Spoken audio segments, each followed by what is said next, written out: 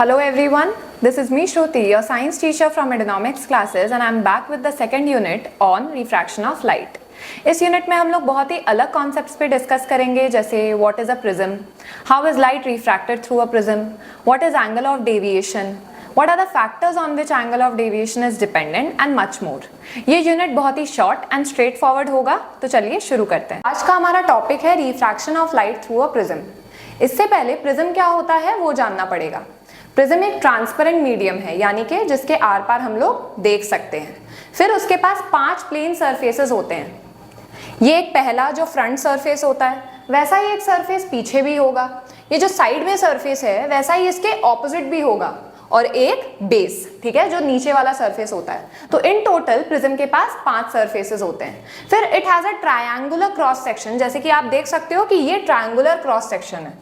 Cross section से मेरा मतलब है कि अगर ये एक वायर है, उसे मैं कट कर दूं, यहां से बीच से कट कर दूं, तो इसका जो क्रॉस सेक्शन होता है वो कैसा होता है, सर्कुलर क्रॉस सेक्शन होता है. वैसे ही प्रिज्म का क्रॉस सेक्शन क्या होता है, ट्रायंगुलर होता है. ये है ट्रायंगुलर क्रॉस सेक्शन. अब ये है पूरा प्रिज्म का स्ट्रक्चर. इसमें ये जो 2 सरफेसेस है वो होते हैं रिफ्रैक्टिंग सरफेस. यहाँ पे ही लाइट स्ट्राइक करती है और एक मीडियम से दूसरे मीडियम में जाती है, रिफ्रैक्शन होता है. That is from air to glass, और उसके बाद जब लाइट वापस निकलती है तो वापस वो ग्लास से एयर हो जाती है. ठीक है, तो ये 2 सरफेसेस है रिफ्रैक्टिंग सरफेस. अब ये 2 सरफेस ऊपर जाके जुड़ जाते हैं एंड इस लाइन को हम लोग बोलते हैं, इस किनारे को हम लोग बोलते हैं refracting edge. This is the angle of the prism. ठीक है, in case of a equilateral triangle, इसको हम लोग क्या कंसिडर करते हैं कि ये इक्विलैटरल ट्रायंगल है, यानी कि इसके तीनों जो एंगल्स है वो एक बराबर है. तो sum of the angles of a triangle क्या होता है, 180 डिग्री, और 3 एंगल्स है तो एक एंगल को कितना मिलेगा, 60 डिग्री. तो हम लोग क्या मान के चलते हैं कि एक इक्विलैटरल ट्रायंगल का, ठीक है, एक जो एंगल है वो 60 डिग्री है, तो एंगल ऑफ द प्रिज्म क्या होगा, 60 डिग्री होगा. And this is the base of the prism. जो सबसे नीचे वाला सरफेस होता है वो होता है बेस ऑफ द प्रिज्म. ठीक है, so this was the structure of the prism. अब हम लोग देखेंगे कि लाइट रे प्रिज्म में कैसे रिफ्रैक्ट करती है. This is the incident ray जो कि AB को स्ट्राइक कर रही है. So instead of following this path, जो कि उसका ओरिजिनल पाथ था, ये जो ब्लैक डॉटेड लाइन है ये इंसिडेंट रे का ओरिजिनल पाथ था, वो क्या नॉर्मल के तरफ बेंड हो गई. वाई? बिकॉज ये एक रेयर मीडियम से डेंसर मीडियम में जा रही है. दैट इज एयर एक रेयर मीडियम है एंड ग्लास एक डेंसर मीडियम है. तो लाइट की स्पीड डिक्रीज होने के कारण वो नॉर्मल की तरफ बेंड हो जाएगी.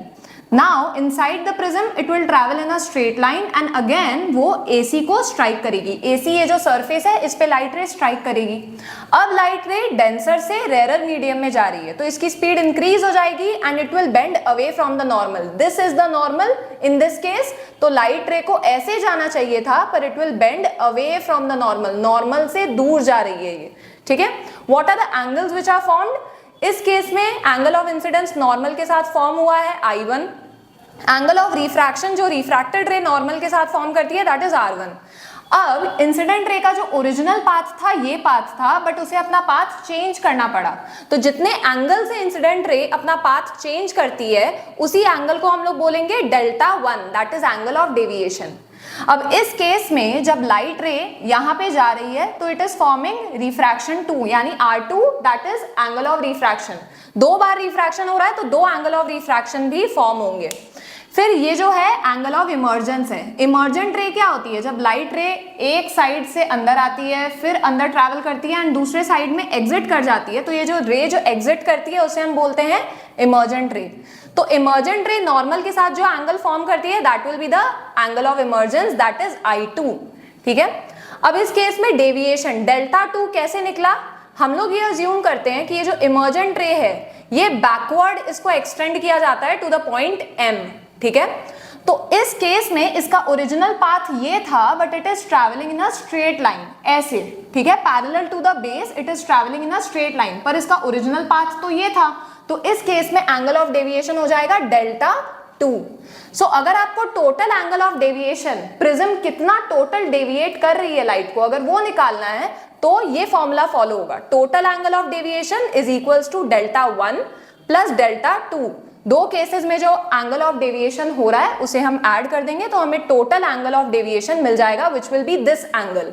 ठीक है, ये 2 रेज ऑफ लाइट जो है वो बैकवर्ड एक्सटेंड करेगी एट M, एंड ये जो एंगल फॉर्म होगा this is the total angle of deviation. अब एंगल ऑफ डेविएशन किन फैक्टर्स पे डिपेंडेंट है? पहला फैक्टर है एंगल ऑफ इंसिडेंस। इसके लिए हमने ये ग्राफ बनाया है। इस केस में जो y एक्सिस है वो क्या रिप्रेजेंट करता है? एंगल ऑफ डेविएशन, एंड जो x एक्सिस है वो रिप्रेजेंट करता है एंगल ऑफ इंसिडेंस। तो अब इस केस में जैसे जैसे एंगल ऑफ इंसिडेंस बढ़ता जाता है, जैसे जैसे एंगल ऑफ इंसिडेंस बढ़ता जाता है, एंगल ऑफ डेविएशन जो है वो कम हो रहा है, ऐसे कम हो रहा है। एंगल ऑफ इंसिडेंस बढ़ रहा है, एंगल ऑफ डेविएशन कम हो करके अपने मिनिमम पॉइंट पे पहुंच जाता है। This is called minimum deviation. इस केस में एंगल ऑफ इंसिडेंस हमारा 48 डिग्री होता है, एंगल ऑफ डेविएशन 36 डिग्री हो जाता है। मैंने कैलकुलेट इस फॉर्मूला से किया है। This is a very important formula जिससे हम लोग मिनिमम डेविएशन कैलकुलेट करते हैं। तो हमारा एंगल ऑफ इंसिडेंस क्या है? 48 डिग्री। तो 2 × 48 minus angle of the prism, जो मैंने पहले ही बोला था वो क्या होता है? इक्विलैटरल के केस में 60 डिग्री। तो 2 × 48 डिग्री माइनस 60 डिग्री अल्टीमेटली हमारा क्या आता है? 36 डिग्री। सो जब हमारा एंगल ऑफ इंसिडेंस 48 डिग्री होता है तब हमारा मिनिमम डेविएशन क्या होता है? 36 डिग्री। अब इसके बाद 48 से जैसे जैसे हम एंगल ऑफ इंसिडेंस बढ़ाते जाएंगे वैसे वैसे एंगल ऑफ डेविएशन भी बढ़ता जाएगा। तो सबसे पहले क्या हुआ? एंगल ऑफ इंसिडेंस जैसे जैसे बढ़ा रहे थे, एंगल ऑफ डेविएशन घट रहा था और घट के वो मिनिमम पहुंच गया, दैट इज 36 डिग्री। फिर इस 48 के आगे जैसे जैसे हम लोग एंगल ऑफ इंसिडेंस बढ़ाएंगे वैसे वैसे एंगल ऑफ डेविएशन भी वापस बढ़ता जाएगा, लाइक इन दिस पैटर्न। ठीक है, तो इस केस में क्या होता है? जब एंगल ऑफ डेविएशन मिनिमम होता है तब ये जो प्रिज्म है यहां पे लाइट रे जा रही है, सॉरी इस फॉर्म में जा रही है, तो ये स्ट्रेट हो जाएगी, यानी कि पैरेलल हो जाएगी बेस से। ठीक है, लाइट रे पैरेलल हो जाएगी बेस से। फिर सेकंड पॉइंट क्या है? Angle of incidence will be equal to the angle of emergence, that is 48 degree. Angle of incidence and angle of emergence बराबर होंगे, दैट इज 48 डिग्री। तभी एंगल ऑफ डेविएशन मिनिमम होगा, that is 36 degree. ठीक है, now next factor है material of the prism. Material से कहने का ये मतलब है कि उस मीडियम का रिफ्रैक्टिव इंडेक्स क्या होगा। रिफ्रैक्टिव इंडेक्स अगर ज्यादा होगा तो लाइट रे ज्यादा डेविएट करेगी और एंगल ऑफ डेविएशन भी ज्यादा होगा। ठीक है, एंगल ऑफ द प्रिज्म, जैसे जैसे हम लोग एंगल ऑफ द प्रिज्म का ये जो एंगल ऑफ टोटल एंगल होता है, ठीक है, एंगल ऑफ द प्रिज्म होता है जो ए होता है, वो जैसे जैसे बढ़ता जाएगा वैसे वैसे एंगल ऑफ डेविएशन भी बढ़ता जाएगा। अब फाइनल फैक्टर जो है वो है wavelength of the light used.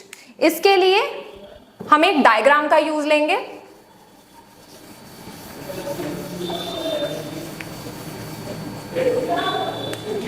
ये एक प्रिज्म है,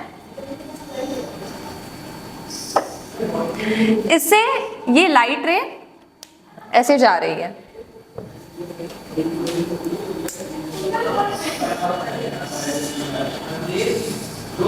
ठीक है, अब यहां पे 7 लाइट्स निकलती हैं ऑफ डिफरेंट कलर्स।